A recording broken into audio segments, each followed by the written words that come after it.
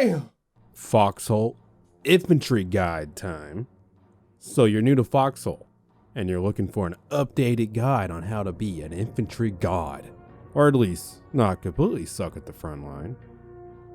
Well, you've come to the right place. Now before we jump into the video, let's talk about our sponsor. Let's play Raid Shadow Legends. Just kidding, I don't have one. But you should totally like, subscribe, and leave a comment below, because you're awesome and stuff.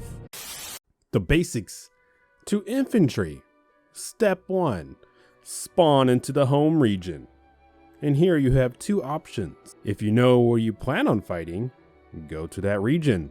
If not, go to the intel map and look for an active front line like this one. Then head to the deployment zone and go to that front. Step 2, set your spawn at the nearest spawn point that is closest to the front line to limit the amount of time you have to run back after dying. And also make sure it has shirts before you set your spawn, because that's helpful too. Step 3, grab a weapon. And I'd recommend as a new player, the starting rifle for whatever faction you're playing. For example, the Wardens use the Lowcaster, and the Colonials is the Argenti, however you say it. I don't know how to say the rifle's name. But you get the point. Grab the starting rifle. Each weapon has its perks, but you'll figure that out over time. I'm not going to go over each weapon type and their perks and da-da-da. So with this, you want to grab at most 2 to 3 clips or magazines, depending on the weapon platform you're using, a bandage, a gas mask and filter, if it's at that point of the war, because gas spam is real. And now you have a basic infantry kit. Wow. So let's talk about the mechanics, shall we? Aiming. You have 3 indicators of aiming. The distance is determined by the weapon type, obviously. And the long white line that comes from your weapon to where you're aiming, that's your distance, your range of the weapon and how far it can go. So when it fades out, that weapon's effectiveness decreases significantly, which means you're probably wasting ammo. If that line is faded and you're on a target way out there and you're just shooting, you're just probably wasting ammo. So wait till they're in range. So the crosshairs is the next one. The little white lines that come together and form a crosshair, that determines where you are aiming in essentially the accuracy. So when you have a full solid crosshair, weapon depending, you're pretty much on point in terms of accuracy. So, aim at your target. And then the yellow line determines how high you're aiming. So pay attention to that too when you're aiming at certain things, because sometimes the top-down aspects of this game and where you aim can kind of make it jump around, so it kind of throws off the aim sometimes. So pay attention to that. Accuracy and stability. So the closer the little white lines, aka your crosshair, are, the more likely you'll hit your shot, right? Makes sense. Each weapon, as I said, has its own accuracy and stability, and they're all different depending on what you use. And your stance also plays a role in your accuracy and stability. Standing up will require some time for your weapon to stabilize after firing. Crouching obviously stabilizes a little bit quicker. And when you're prone, stabilization is very quick, but obviously your movement is very drastically reduced. So you're, depending on your situation or where you're at, it's a bit of higher risk.